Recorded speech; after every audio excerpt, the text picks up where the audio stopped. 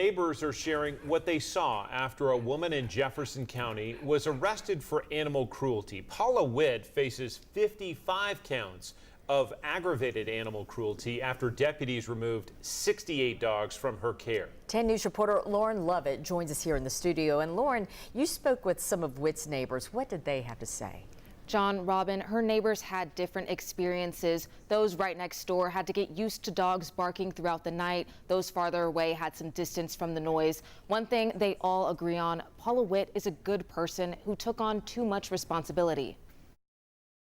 Paula Whitt is now charged in Jefferson County with 55 counts of aggravated animal cruelty. On Monday, detectives, animal control, and representatives from Companion Animal Rescue and Education found multiple malnourished dogs. In a police report obtained by 10 News, Detective Sergeant Jacob Gentry says animals were cramped in kennels and crates with no room to move around. He also reports seeing a pregnant dog with deceased fetuses inside her and a puppy declared dead by the time he wrote the report.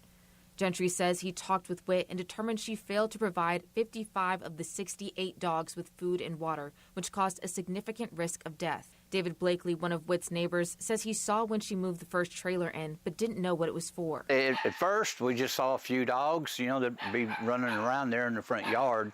And I thought it was like 10 or 15 dogs. He says he saw food and other supplies getting dropped off regularly, but then they stopped.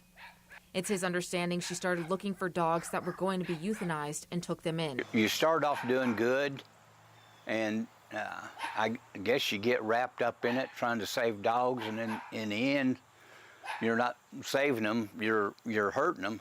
Blakely says he understands why she was arrested, but hopes punishment won't be too harsh. I think she started out with good intentions and everything was under control. She was getting donations, and I guess over the year and a half, 2 years, she just accumulated and accumulated.